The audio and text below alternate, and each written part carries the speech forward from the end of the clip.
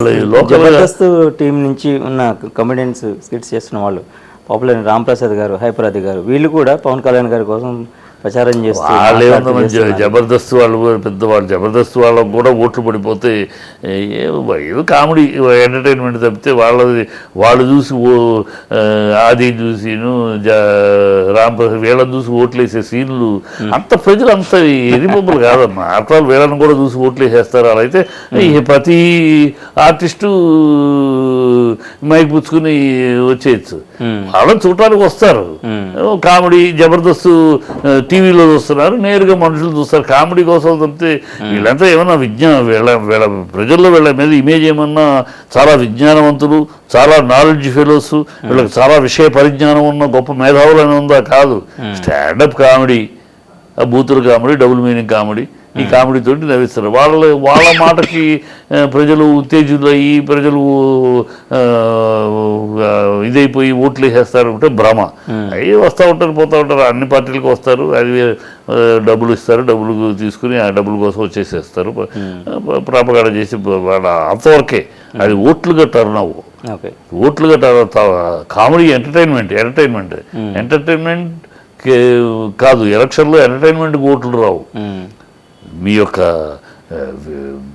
Policy మీరు ఏం వస్తే ఏమి చేస్తారు, ఏమి చెయ్యగలరు, మీ దగ్గర సిద్ధాంతాలు ఏంటి, మీ దగ్గర ఉన్న ప్రపోజిషన్స్ ఏంటి, మీ ప్రజలకు మీరు చేయగలిగే మేళ్ళు ఏంటి, అవి చెప్పగలిగినప్పుడు వాళ్ళని తిట్టి వీళ్ళని తిట్టి అందుకు నన్ను ఓటు వేయండి, వాళ్ళని ఓడించండి అంటే కుదరదు. వాళ్ళని ఓడించండి నన్ను గెలిపించండి అంటే కాదు. వాళ్ళని ఓడించండి నన్ను గెలిపించండి, ఇందుకు గెలిపించండి, ఆ తప్పులు నేను ఇలా సరిదిద్దుతా, ఇందుకు గెలిపించండి నన్ను అని అడిగితే ప్రజల్లో నమ్మకం. రామారావు వచ్చారు ఎన్నికల రాజకీయాలకి. రామారావు వచ్చి ఏం చెప్పారు? ఊరినే వీళ్ళని తిట్టి వాళ్ళని తిట్టి అనలా ఆయన. నేను వస్తే ₹2 కిలో బియ్యం ఇస్తా, నేను వస్తే ఆడపడుతులకి ఆస్తిలో సమాన హక్కు ఇస్తా, నేను వస్తే ఈ మునసబు కారణం వాళ్ళని తీసేస్తాను. ఇది ఆయన ఇచ్చిన ప్రామిస్. అది ప్రజలు నమ్మారు. అప్పటికి ప్రజలు అంటే ఆ సమస్యల్లో కొట్టుమిట్టాడుతున్నారు. ఆ సమస్యల్లో ప్రజలు వాళ్ళకి ఈ 3 వాగ్దానాలు ఆయన చెప్పి నమ్మకం కుదిరింది. ఎస్, ఈయన గట్టి మనిషి, చేస్తాడు, ఈయన గెలిపిస్తే ఈ 3 మనకు చేస్తాడు అనుకున్నారు, గెలిపించారు. అంతేగాని ఆయన కాంగ్రెస్ తిట్టాను, ఈయనలాగా బట్టలు తీస్తాను, ప్యాంట్లు తీస్తాను, పంచులు తీస్తాను, ఆ రోజు పంచులు, ఈ మాటలకి కాదు ఆయన అందుకు గెలిపించడు. అయితే ఇప్పుడు పవన్ కళ్యాణ్ గారు అంటున్నారు, మాట్లాడుతున్నారు, తిడుతున్నారు. ఓకే, ఇప్పుడు జగన్ గారు కూడా పవన్ కళ్యాణ్ గారిని ప్యాకేజీ స్టార్ అని, 4 నియోజకవర్గాలు, 4 పిల్లలు, ఈ కామెంట్స్ చేస్తుంటే ఈయన కూడా తిరిగి జగన్ గారు అన్న దానికి కౌంటర్గా ఈయన కూడా పర్దాల మహారాణి అని. నేపథ్యం మొదటి నుంచి చూస్తే ఎక్కడ స్టార్ట్ అయింది, ఆది ఎక్కడ, ఈ అంతం ఎప్పుడు అని చెప్పలేం కానీ ఆది ఎక్కడ, అంతం ఎన్నికల తర్వాత అంతమే దానికి ఆది మూలం ఎక్కడ. ఫస్ట్ రాజకీయాల్లోకి అడుగు పెట్టిన మరుక్షణం పవన్ కళ్యాణ్ స్పీచ్లు వినండి. పవన్ కళ్యాణ్ ఒక ద్వేషపు ప్రకటన, జగన్ ఒక ఏకవచనంతో ఒక ముఖ్యమంత్రి తను అప్పుడే రాజకీయాలకు అడుగు పెట్టాడు, ఒక ముఖ్యమంత్రిని ఏకవచనంతో దుర్భాషలాడింది ఫస్ట్ పవన్ కళ్యాణ్. నీ అంతు చూస్తా, నేను రాజకీయాలకు వచ్చింది నిన్ను గద్దె దింపటానికి, నీ అంతు చూస్తాను, నేను వైసీపీ గూండా నా కొడుకుల్ని తరిమి కొడతాను. ఈ భాష ఫస్ట్ అతను మొదలెట్టాడు. అతను మొదలెట్టి అందరితోటి మాటకు మాట పెరుగుతూ వచ్చింది. ఇప్పుడు నీకు 3 భార్యలు అనేది ప్రజల్లో ఉన్నమాట. ఇప్పుడు కూడా నీ రెండో భార్య హోమ్ మినిస్ట్రీకి కంప్లైంట్ ఇచ్చింది. నీ ప్రజల్లో ఉన్న విషయం ఇది. ఎందుకు అంటారు ఆ విషయం?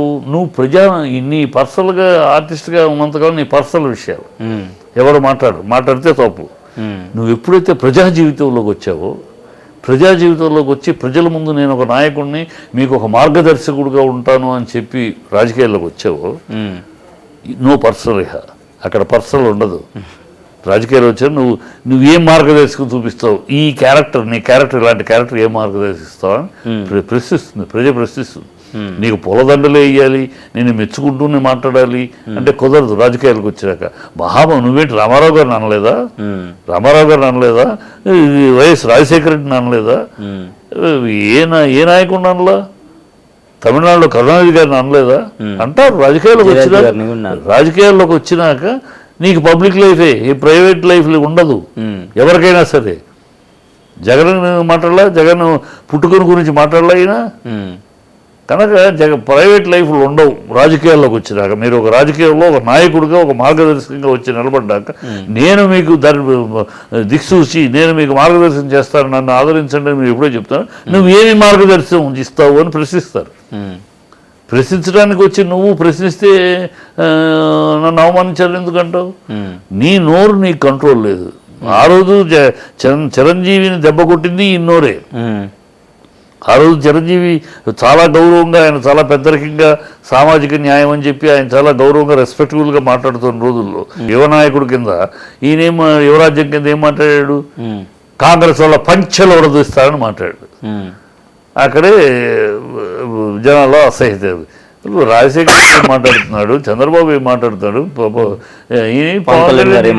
చిరంజీవి ఏం మాట్లాడు, ఈయనేంటి పంచెలు ఉడదీస్తారని బట్టలు నిక్కలు ఉడదీస్తారంటున్నాడు అని అసహించుకున్నారు. అదే ఆయన లేకపోతే ఇంకో 10 సీట్లు ఎక్కువ వచ్చాయి, 18 కాదు 28 సీట్లు వచ్చాయి.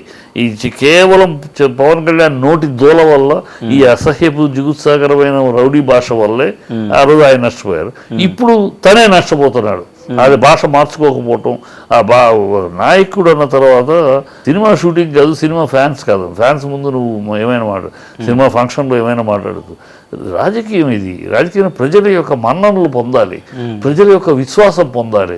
విశ్వాసం నీ భాష, నీ తీరు, నీ మాట తీరు, నీ ప్రణాళిక, నీ ఉద్దేశం, నీ ఆశయం అన్నీ ప్రజలు ఆమోదం పొందేలా ఉండాలి. దాన్ని చాలా గుంభరంగా, చాలా గర్వంగా, చాలా ఘనంగా మాట్లాడాలి. ఈ తంతా పొడుస్తా, ఈడుస్తా, పొడుస్తా, లాగుతా, సినిమాల డైలాగ్ నా కొడకల్లా రాని సినిమా డైలాగులు మాట్లాడేస్తే వాడు నువ్వు నీ అక్కడ నీ స్థాయి పోగొట్టుకున్నావు. బిగినింగ్లో పవన్ కళ్యాణ్ వచ్చినప్పుడు ఒక స్థాయి ఎదురు చూశారు. పవన్ వస్తున్నాడు, మార్పు వస్తుంది, ఏదో చేంజ్ వస్తుంది అనుకున్నారు. చేంజ్ కాకుండా చిల్లరతనం వచ్చింది. ఆ మార్పు అనే బదులు ఆ చేంజ్కి 2 అర్థాలు ఉన్నాయి ఇంగ్లీష్లో.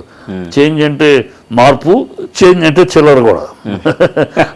ఇతని దగ్గర ఈ చేంజ్ వచ్చింది, ఈ చిల్లర వచ్చింది తప్పితే, చిల్లరతనం వచ్చింది తప్పితే ఈయన భాషలో అది లేదు. అందువల్లే రోజు రోజుకు దిగజారిపోయాడు. ఒకప్పుడు లేస్తే మనిషి కాదు ఇంకా పవన్ కళ్యాణ్ లేస్తే మనిషి కాదు, దుమ్మినేస్తాడు. లేస్తే అసలు మనిషే కాదు. ఇతను ఒక వ్యక్తిత్వం, చాలా వీకెస్ట్ వ్యక్తిత్వం.